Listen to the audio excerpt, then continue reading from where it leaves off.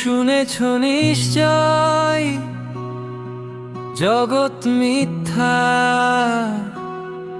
সত্য নয়।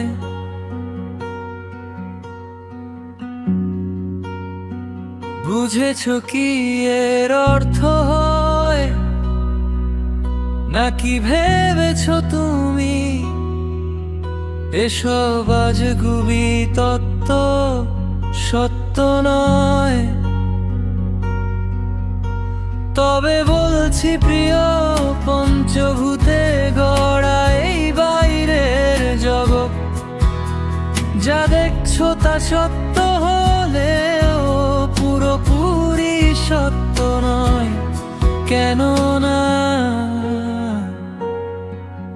মনের ভিতরের জগৎ একান্তই তোমার নিজের হয়।